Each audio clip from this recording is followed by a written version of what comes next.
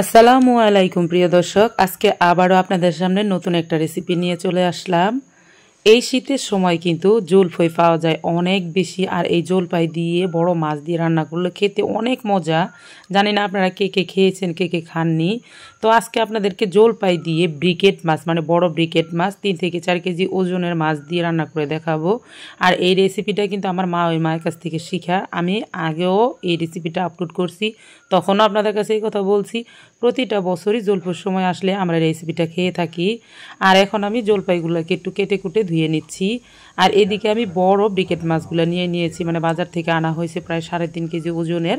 সেটা এরকম তারা পিস করে দিয়েছে, আমি আর একটু ছোটো পিস করে নেব, আপনাদেরকে দেখিয়ে দিচ্ছি।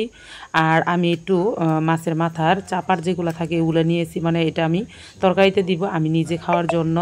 আর এই যে দেখতে পাচ্ছেন, আপনারা চাইলে কিন্তু পুঁটি মাছ, টাকি মাছ বা যে কোনো ছোটো মাছ দিয়েও রান্না করতে পারেন, তবে সবচেয়ে থেকে ভালো হয় এই বড় মাছ দিয়ে রান্না করে খেলে। বড় মাছ দিয়ে জলপাই দিয়ে রান্না করার পর আপনি যতই মাছ মাংস খান না কেন, এর স্বাদটা আপনি কখনোই ভুলতে পারবেন না। আর এটা খেতে অনেক মজা, যারা একবার খেয়েছে বারবারই খেতে চায়। তেমনি আমার মেয়েও, ও প্রতি বছরই মনে করে দেয় জলপাই দেখলেই যে আম্মু এই রেসিপিটা রান্না করো, এটা খুব খেতে ইচ্ছে করে। আমার তো 3 থেকে 4বার 5বার এই রেসিপিটা রান্না করাই হয়। আর যতদিন এই ব্রিকেট মাছটা থাকে ততদিন আমি রান্না করতেই থাকি। তো আমি হলুদ মরিচ লবণ দিয়ে মাছটাকে ছোট ছোট পিস করে কেটে তারপরে আমি ভেজে নেব এখন। আর আমি জলপাইটাকে এইভাবে কাটিং করে দিয়েছি, দেখতে পাচ্ছেন। আর আমি এখানে প্রায় 250 গ্রাম জলপাই নিয়েছি। জলপাইটা একটু বেশি পরিমাণে নিতে হয়। আমি সরিষা তেল দিয়ে রান্না করব, আপনারা চাইলে সয়াবিন তেল দিয়েও রান্না করতে পারেন। এখন আমি একটা কড়াইয়ের ভিতরে এখানে দিয়ে দিলাম সরিষার তেল, আর তেলটাকে একটু ছড়িয়ে দিয়ে কড়াইটাকে একটু ভালো করে গরম করে নিচ্ছি। মাছগুলো আগে ভেজে নেব। আর প্রিয় দর্শক, আপনাদের সামনে আমি আরও মূল্যবান কথাগুলো তুলে ধরতেছি। আমি যখন প্রথম এই রেসিপিটা রান্না করি, মানে আমার হাজব্যান্ড কিন্তু প্রথম খেত না আর কি। আমরা তো ছোটোবেলা থেকে খেয়েছি, তখন আমরা বড়ুয়াই দিয়ে, তারপরে তারপর কামরাঙ্গা এইসব দিয়ে কিন্তু ছোট মাছ দিয়ে, মানে পুঁটি মাছ যেগুলোকে বলে, পুঁটি মাছ দিয়ে রান্না করে খেতাম। তখন থেকে আমরা জলপাই দিয়েও পুঁটি মাছ দিয়ে খেতাম। কিন্তু এই বড় মাছ দিয়ে রান্না করে খাওয়ার পর যে এটা এত মজা হয় বা এত টেস্ট হয়, সেটা আমরা বলতে পারতাম না। কিন্তু মায়ের বাড়িতে, মানে আমার বোনের শাশুড়ির বাড়িতে একবার খাওয়ার পরে আমি আর এই রেসিপিটা কখনো বাদ দিইনি, প্রতি বছরই তৈরি করে খেয়ে থাকি। কিন্তু আমার হাজব্যান্ড কখনো এই রেসিপিটা খায়নি। একবার উনি আসার পরে আমি এই রেসিপিটা তৈরি করে খাওয়াইছি, খাওয়ার পরে দেখি উনি প্রতি বছরই আমাকে জলপাই আনাই দেয় আর বলে তুমি এই রেসিপিটা রান্না করো, খেতে তো অনেক ভালোই লাগছিল। তো তার জন্য এই বছর আবারও রান্না করে নিলাম। আর ওই মাছগুলো কিন্তু উল্টে পাল্টে তারপর আবারও ভেজে নিলাম। আর এখন আমি কিন্তু রান্নার ফাইনালি লুকটা দিব। আর প্রিয় দর্শক, এই রেসিপিটা আপনারা যারা খাননি তারা কিন্তু অবশ্যই একবার খেয়ে দেখতে পারেন। মানে আপনি যত রান্নায় আইটেমই করেন না কেন, সবার আগে এইটাই ফুরাই যাবে। আর চেষ্টা করবেন একটু বেশি করে রান্না করার জন্য, কারণ এটা কিন্তু এমনি তো ডাউলের মতন চুমুক পেয়ে খাওয়া যায়। তো আমি মাছগুলো ভেজে নেওয়ার পর এখানে একটু বেশি করে পেঁয়াজ কুচি দিয়ে দিলাম, মানে 2 কাপ বা 1.5 কাপের পরিমাণ হবে এরকম করে আর কি। এখন পেঁয়াজটাকে একটু ভালো করে ভাজতে হবে যাতে একটু লালচে লালচে কালার চলে আসে, ওরকমভাবে ভাজতে হবে। তো দেখতে পাচ্ছেন পেঁয়াজটাকে আমি এরকম করে ভাজলাম। এখানে আমি আদা রসুনের পেস্ট দিয়ে দিলাম 1 টেবিল চামচ পরিমাণের। আপনারা আলাদা আলাদাভাবে দিতে পারেন, যেহেতু আমি একসাথে ব্লেন্ডার করে নিয়েছিলাম তার জন্যই কিন্তু আমি একসাথে দিয়ে দিয়েছি। এখন এই তেলের উপরে আদা রসুনটাকে ভাজতে হবে। আর আমি দিয়ে দিচ্ছি একটু বেশি করে লবণ, মানে 2 চা চামচ পরিমাণ, হলুদের গুঁড়া 1 চা চামচ পরিমাণ, মরিচের গুঁড়া 1 চা চামচ পরিমাণ, ধনিয়ার গুঁড়া 1/2 চা চামচ পরিমাণ। আর জিরা বাটা, যদি আপনারা জিরা বেটে নিতে পারেন সেটা আরও বেশি ভালো হয়, তবে আমার গুঁড়া করা আছে, আজকে আর বাটবো না, তাই গুঁড়াটাই দিয়ে দিব 1 চা চামচ পরিমাণ। এটা পরে দিব আর কি। এখানেও দেওয়া যাবে একটু, বাটাটা দিলে বেশি ভালো হয়, জিরা বাটাটা দিলে। তো পানি দিয়ে মশলাটাকে আমি ফাইনালি এখন কষাই নিব। আমি যেই মশলা দিলাম অবশ্যই আপনারা এই মশলাগুলো দিয়ে এইভাবে রান্না করবেন। আর পেঁয়াজটাকে একটু বেশি ভেজে নিতে হবে যাতে ঝোলটা একটু গাঢ় হয়, খেতে টেস্ট আছে। আর এখন আমি শেষের দিকে কাঁচামরিচ দিয়ে দিলাম, মানে মশলাটা কষানোর আগেই। কাঁচামরিচটা আগে দিলে কাঁচামরিচটা সবুজ থাকে না, তাই একটু পরে পরে দিয়ে দিলাম। আর এখন মশলাটা কষানো হয়ে গেলে এর ভিতরে আমি জলপাইগুলো দিয়ে দিব। আর জলপাইটা আমি যেভাবে কষায় নিব আপনারা ওইভাবে নেবেন, কারণ জলপাইটা দেওয়ার পর কিন্তু বেশিক্ষণ সময় রান্না করা যাবে না।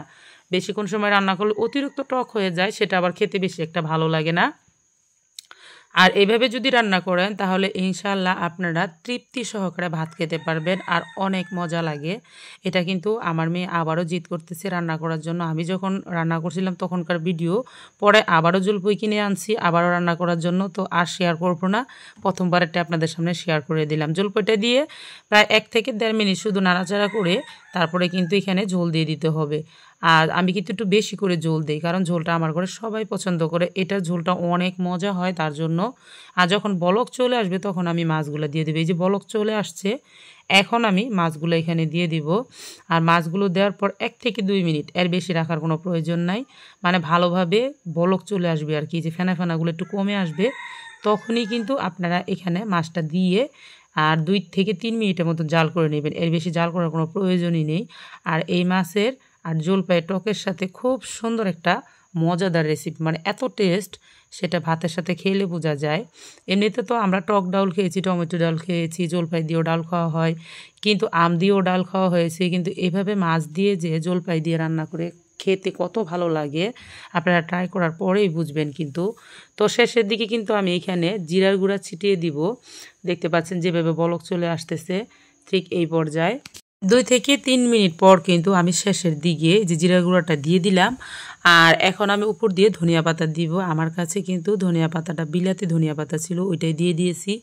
আর ধনিয়া পাতা কিন্তু দিতেই হবে, যারা পছন্দ করেন না তারা স্কিপ করতে পারেন, আর যারা পছন্দ করেন তারা অবশ্যই এই টক রান্নার ভিতরে কিন্তু জলপাইয়ের ভিতরে মানে আপনাদের ধনিয়া পাতা দিতেও হবে। এটার জন্য আরও বেশি মজা হয় আর খুব সুন্দর একটা গ্রান করে, যেটা খাবারের রুচি আরও বেশি তৈরি করে দেয়।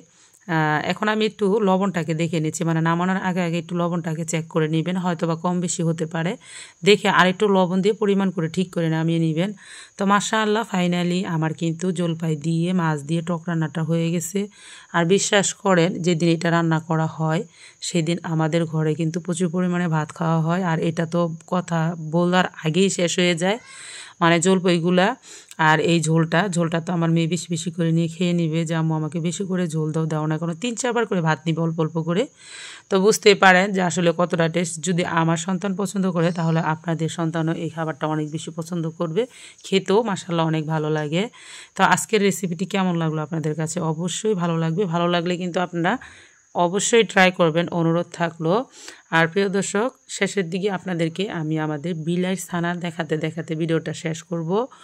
যদি আজকের রেসিপিটি আপনাদের কাছে ভালো লাগে বা আপনার কোনো উপকারে আসবে বলে মনে হয় তাহলে কিন্তু ভিডিওটিতে একটি লাইক দিয়ে দিতে পারেন, বেশি ভালো লাগলে চ্যানেলটিকে সাবস্ক্রাইব করে রাখতে পারেন। তবে প্রিয় দর্শক, আজ এই পর্যন্তই, আরও একদিন চলে আসব নতুন কোনো রেসিপি নিয়ে ইনশাআল্লাহ। ততক্ষণ পর্যন্ত আপনারা সকলে ভালো থাকবেন, সকলকে জানাই অসংখ্য ধন্যবাদ। আল্লাহ হাফেজ।